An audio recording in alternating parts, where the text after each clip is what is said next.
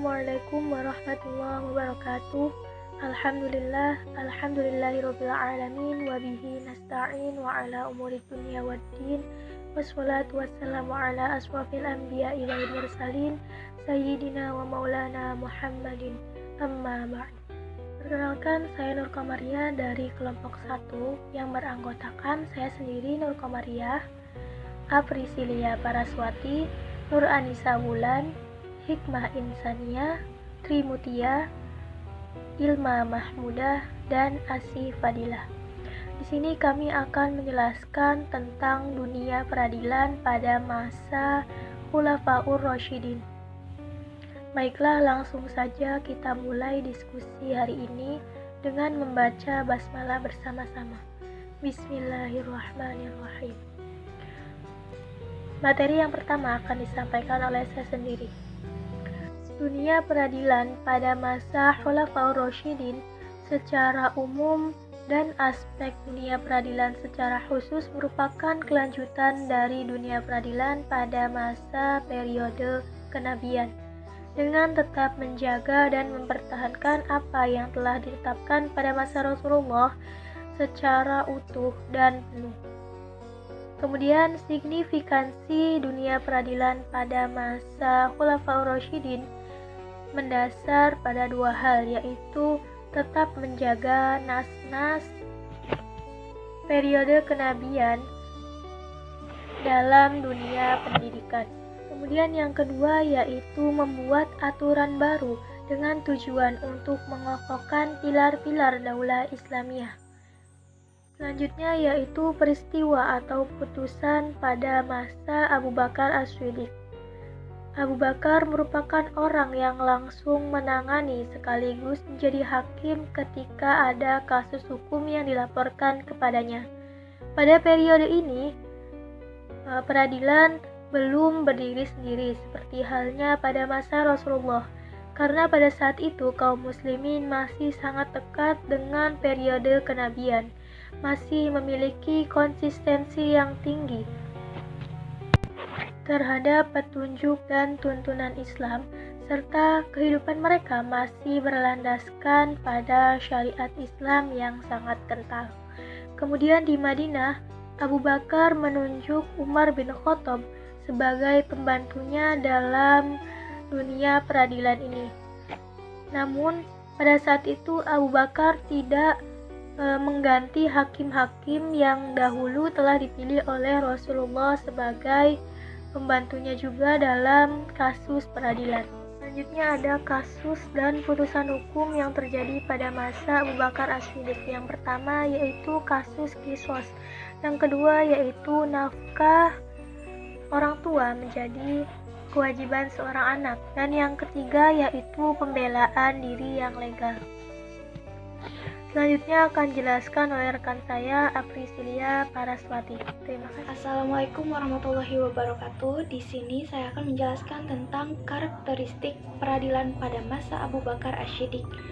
Yang pertama, pada masa ini merupakan kelanjutan dari wajah peradilan periode Nabi. Yang kedua, putusan-putusan hukum peradilan pada masa ini menjadi rujukan, pusat perhatian para fuqaha, dan referensi hukum syara. Yang ketiga, Abu Bakar dan sebagian pejabat pemerintahannya pada waktu itu menangani kasus hukum persengketaan dan menjalankan fungsi yudikatif dan eksekutif. Selanjutnya, yang keempat, pada periode ini berkontribusi pada lahirnya sumber hukum peradilan baru pada masa Ar-Rasyidin. Yang terakhir, etika, semangat, dan norma-norma peradilan sangat diperhitungkan. Bismillahirrahmanirrahim. Saya Nur Anissa Wulan. Di sini saya akan menjelaskan tentang peristiwa pengadilan pada masa Umar bin Khattab. Setelah Abu Bakar As-Siddiq meninggal dunia, pemerintahan dilanjutkan oleh Umar bin Khattab. Pada masa Umar bin Khattab, daerah kekuasaan Islam semakin luas dan umat Islam semakin bertambah banyak. Maka dengan ini, masalah atau beban yang akan dihadapi bertambah banyak pula. Terbukti, Tugas pemerintah, baik bidang sosial, politik, ekonomi, telah beragam, dan pergaulan orang-orang Arab dengan orang lain sudah menyatu sehingga terjadinya percampuran budaya.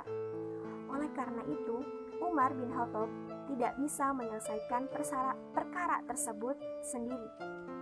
Umar bin Khattab mengangkat hakim atau qadhi. Salah satunya yaitu Abu Musa al-Asy'ari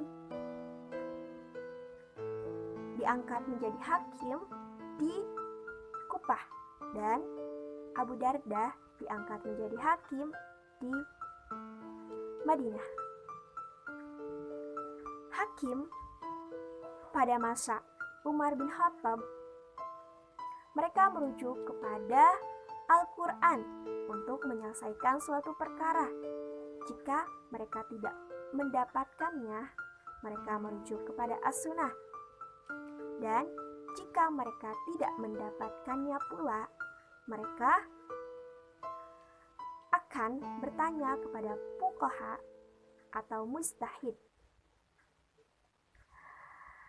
Lebih rincinya akan dijelaskan oleh saudari Hikmah Insania, masih berkaitan dengan peristiwa pengadilan pada masa Umar bin Khattab. Terima kasih. Berikut adalah beberapa contoh ijtihad Umar dalam penetapan hukum Islam. Yang pertama yaitu pengguguran hukum had bagi pencuri. Pidana atau hukuman yang diancamkan terhadap pencurian menurut hukuman pidana Islam adalah hukum had, yaitu potong tangan.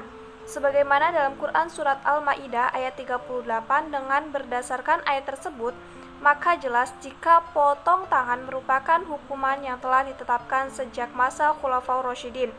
Hal ini terjadi pada masa Umar bin Khattab, walaupun hukuman potong tangan ini pernah digugurkan oleh beliau sendiri.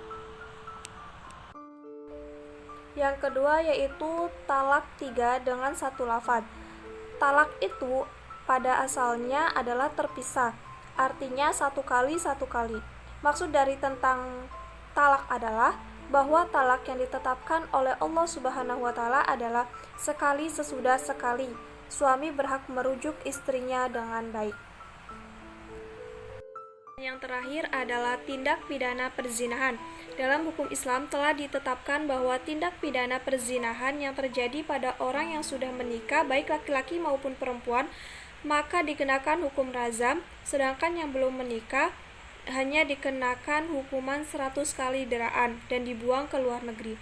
Pembuangan ke luar negeri adalah tambahan dari Nabi terhadap hukuman Tuhan yang ditetapkan dalam surat An-Nur ayat 2. Bismillahirrahmanirrahim, saya Trimutia akan melanjutkan penjelasan yang berkaitan dengan peristiwa pengadilan pada masa Utsman bin Affan. Pada waktu Umar bin Khattab meninggal dunia, maka terpilihlah Utsman bin Affan sebagai khalifah ketiga dari Khulafaur Rasyidin. Utsman adalah khalifah yang mengkodifikasikan Al-Quran setelah pengumpulan yang dilakukan oleh Abu Bakar As-Siddiq atas usulan Umar bin Khattab. Sistem pengadilan Islam pada zaman beliau adalah sama seperti sistem Umar bin Khattab, karena beliau hanya meneruskan saja sistem Umar bin Khattab yang telah tersusun rapi.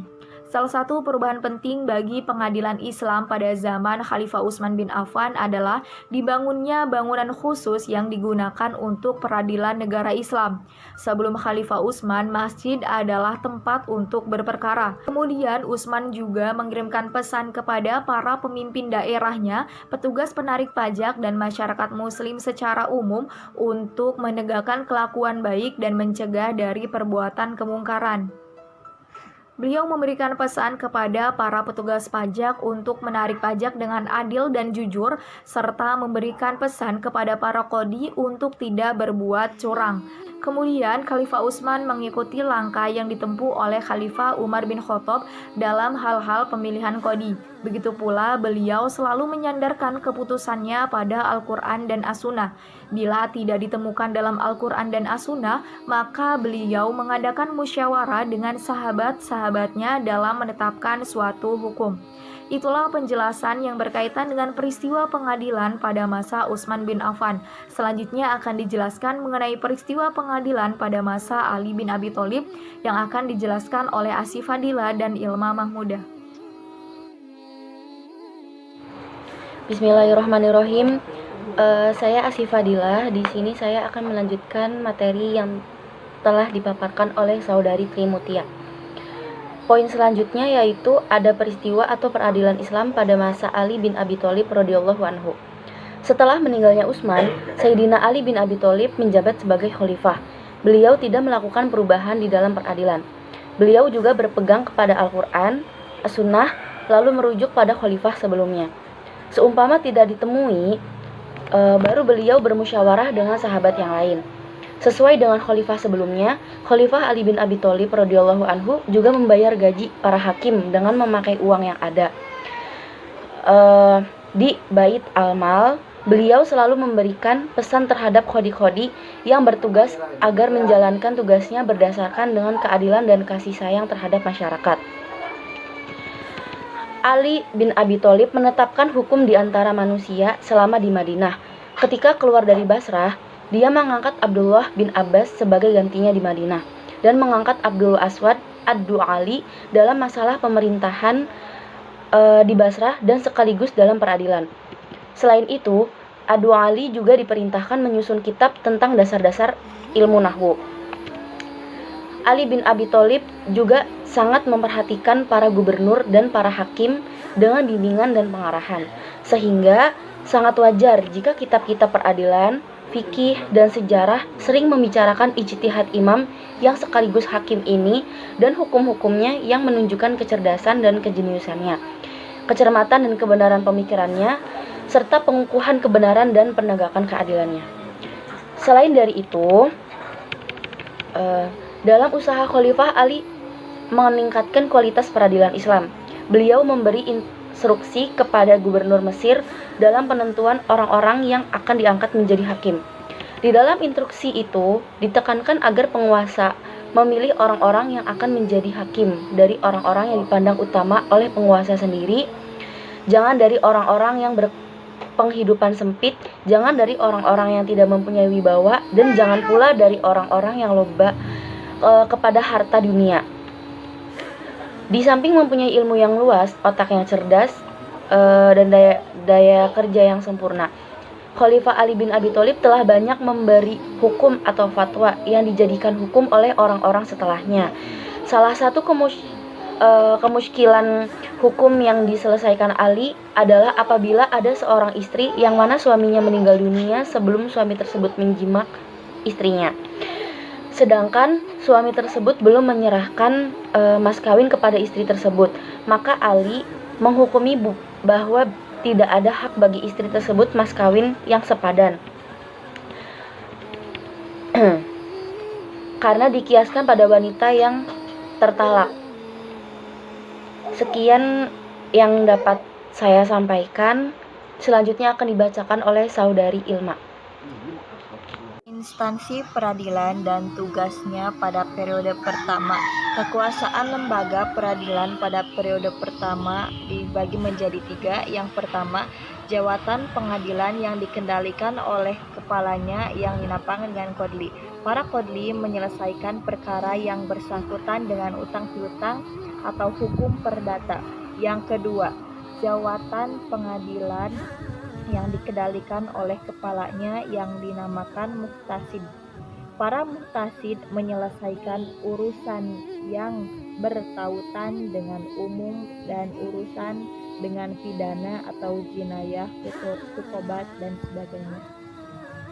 Yang ketiga adalah jawatan pengadilan yang dikendalikan oleh kepala negara atau seseorang yang diserahi tugasnya kepadanya, yang dinamakan kodli atau wali maldolim. Wali maldolim menyelesaikan persengketaan yang tak dapat diselesaikan